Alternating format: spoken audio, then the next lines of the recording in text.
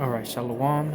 First and foremost, I want to begin by giving all praises and glory to Yahweh, by Hashem Yahweh Shai, by Hashem Rakakwadash, double honors to the elders and apostles of Great Millstone, and Shalom to you brothers that are laboring and pushing this word in truth and sincerity and with charity. I'm the brother Abraham from the camp here in GM in Chicago, coming to do another quick lesson through the Holy Spirit, Lord willing to be edifying. And in this video, this is just something I came across on X, the formerly known as Twitter. This is from a page called End the Wokeness, and it's Kamala Harris on Columbus Day, which is today. Says, I'm gonna just go ahead and play the video. Indigenous Peoples Day, as we speak truth about our nation's history. Since 1934, every October, the United States has recognized the voyage of the European explorers who first landed on the shores of the Americas. But that is not the whole story. That has never been the whole story. Those explorers ushered in a wave of devastation for tribal nations, perpetrating violence, stealing land, and spreading disease. We must not shy away from this shameful past, and we must shed light on it and do everything we can to address the impact of the past on Native communities today. It is an And they're hypocrites and full of shit for bringing this out, because if they did really care, they would tell us who we really are, right? Before we were labeled Hispanic or Latino or Black, Mexican, Puerto Rican, whatever. They would let us know what we were before they put those bywords and categorizes into these new names, in which we're known as today. But in the Bible, we don't see no nation of black. We don't see no nation of white. Okay, we don't see no nation of African American. All right, and in the Bible, it gives us the table of nations. All right, which today operate under new identities. But if they truly wanted to shed light on it, they would tell us. And not only would they tell us, but they would give us back our land, and they would leave us alone and go back to where they came from.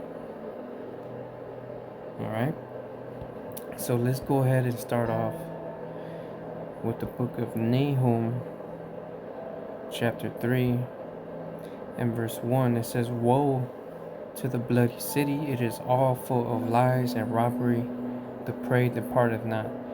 And yes, this is speaking of Nineveh, right before Genesis gets on us and says it's not talking about America, it's talking about Nineveh, right? But how can we apply this to America? Is now America a bloody city? Is it now all full of lies and robbery? Does not the prey depart not? Okay, how is it a bloody city? Look at what they did to the Israelites that was here already, right? Because according to 2nd Ezra 13th chapter, it lets us know that the 10 tribes, all right, after the Assyrian captivity, went to another land, the land of Arsareth, where never mankind dwelt, which just means another land, right? And even in their Jewish encyclopedias, if you look up the word Arsareth, it lets you know that Columbus identified this land with the Americas, right? If you don't want to believe us, they're literally telling you. All right, let's go ahead and from there go to the book of Habakkuk chapter 2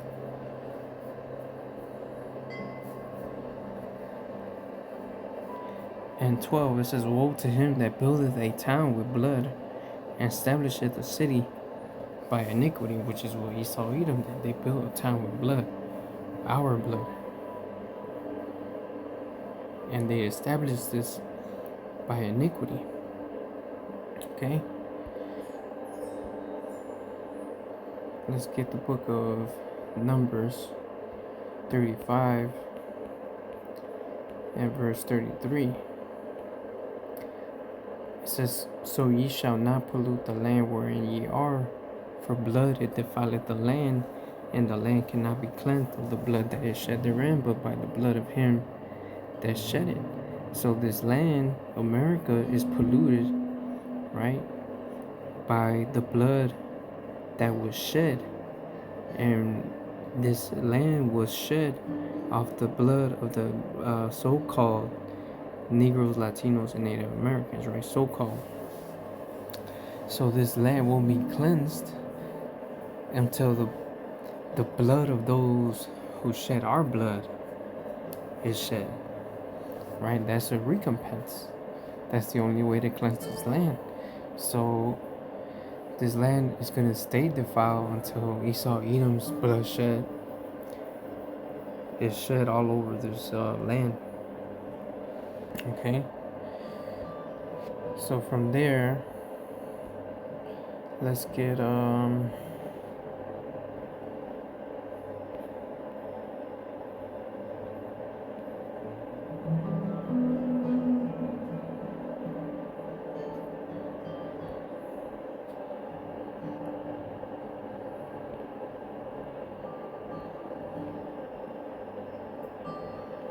Sirach 21 and verse 28. "He that buildeth his house with other men's money is like one that gathereth himself stones for the tomb of his burial." And not only did they build their own house by stealing ours, they set up a whole country, nation, proclaimed it theirs, and labeled us aliens and immigrants. Imagine that. They labeled us aliens and immigrants in our own land.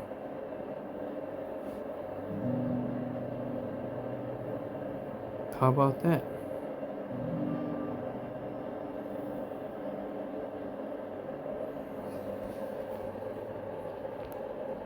Alright, so they don't care about us, or they don't want to shed light on the truth, because shedding light on the truth exposes them. And listen, let's and it's everybody knows it. Everybody knows it's the elephant in the room that nobody wants to acknowledge.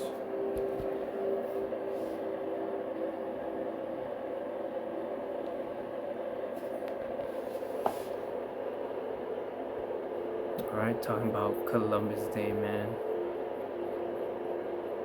And now, since all the truth is coming out, they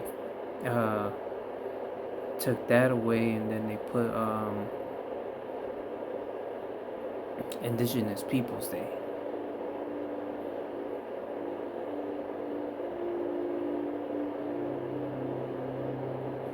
Alright, this is Revelation 17, and I'm gonna start at verse 4. It says, "And the woman," that woman being America, "was arrayed in purple and scarlet color, which signifies royalty." Right? It says, "And decked with gold and precious stones and pearls, having a golden cup in her hand, full of abominations and filthiness of her fornication." So yeah, it looks nice on the outside. That golden cup looks nice on the outside, right? But on the inside, it's all full of abomination. It says, "And upon her forehead was a name written, Mystery Babylon the Great, the mother of harlots and abominations of the earth. And I saw the woman drunken with the blood of the saints, and with the blood of the martyrs of Yahushua. And when I saw her, I wondered with great admiration." Right? So this woman, being America, drunken with the blood of the saints, because they shed our blood. Right? They destroyed us.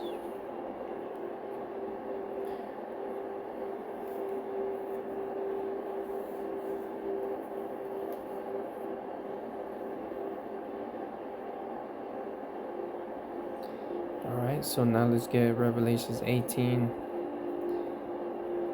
and 20. Rejoice over her, thou of heaven, and ye holy apostles and prophets, for God hath avenged you on her. So Yahweh Bashem Yahushai is gonna avenge us by shedding the blood of the Edomites on this land to cleanse it. Alright, it says, and a mighty angel took up a stone like a great millstone and cast it into the sea, saying, thus with violence shall that great city Babylon be thrown down, and shall be found no more at all. Right, so this is the end game for Babylon. Alright, this place was established by violence, established by iniquity and bloodshed. That's how it's going to be thrown down, and that's how the Most High will avenge us. Right, but that's pretty much it. I'm gonna go ahead and end it there. Lord willing, this video was edifying.